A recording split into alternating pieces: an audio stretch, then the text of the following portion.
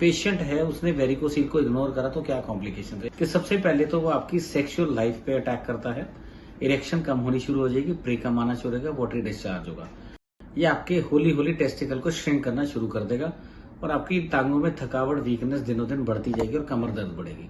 नमस्कार, सत श्री अकाल एंड हेलो टू फ्रेंड्स। अब मैं आज आपको बताने लगा हूँ, आपको एक इंटरेस्टिंग टॉपिक और है कि वेरिकोसील जो प्रॉब्लम है ग्रेड 2 इनफर्टिलिटी का, कि इनफर्टिलिटी का सेकंड कॉज लाइफ में कौन सा है, वो है वेरिकोसील कि औलाद प्राप्ति ना होने का सबसे मेजर कारण, सेकंड मेजर कारण मर्दों में क्या है, वेरिकोसील। इसमें वेरिकोसील में आपको जैसे और भी सारी वीडियोस आपने देखी, ग्रेड 1, 2, 3, 4, 5, 6 तक भी हमारे पास ग्रेड के पेशेंट हैं, 5.6 mm तक के जो बिना सर्जरी के तंदुरुस्त हैं, ऑन रिकॉर्ड विद एविडेंस। आप लोगों ने बहुत वीडियोस देखी है हमारी, आप काफी पेशेंट की, ग्रेड 6 तक के भी।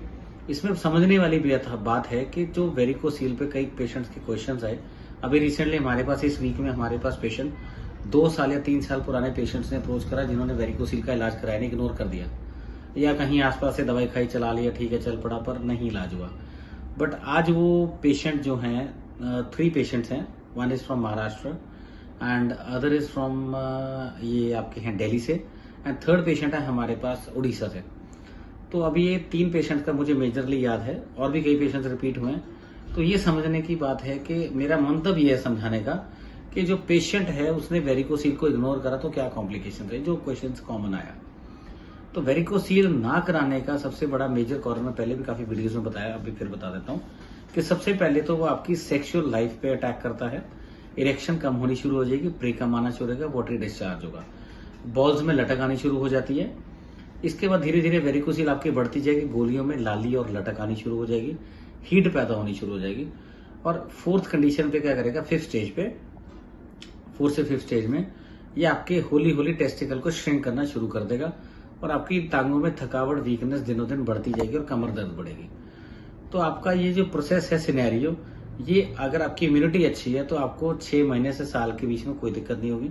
अगर आपकी इम्यूनिटी वीक है तो आप अंदाजन रख के चलिए 1.5 से 3 महीने में आपकी बॉडी में बहुत ज्यादा प्रॉब्लम्स आ जाती हैं। तो इसलिए आप सबसे बड़ा ध्यान रख के चलिए कि वेरिकोसील को हमने कभी भी इग्नोर नहीं करना।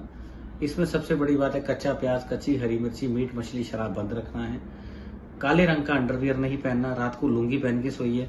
जितना आप बॉल्स को, अपने प्राइवेट पार्ट्स को, मर्द और औरत हवा लगने देंगे, औरतों में वेरिकोसील नहीं होती है पर वैसे बता रहा हूँ, प्राइवेट पार्ट्स रात को हवा लगने जरूरी है, इन्फेक्शन नहीं होते हैं।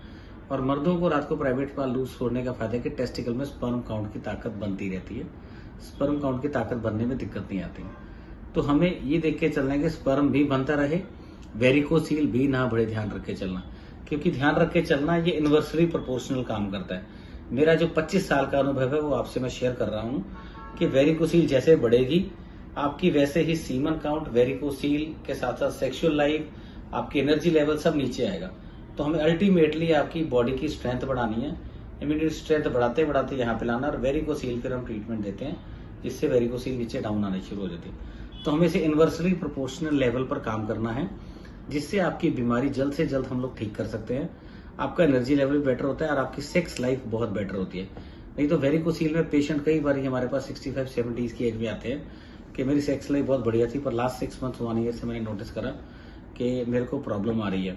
तो जब हम पेशेंट का एग्जामिन करते हैं टेस्टिकल में, कई बार सिस्ट बहुत बड़ी निकलती है। एक पेशेंट हमारे पास रिसेंट में थे, मैं उनका नाम नहीं ले सकता, वो चंडीगढ़ के ब्यूरोक्रेट्स में है।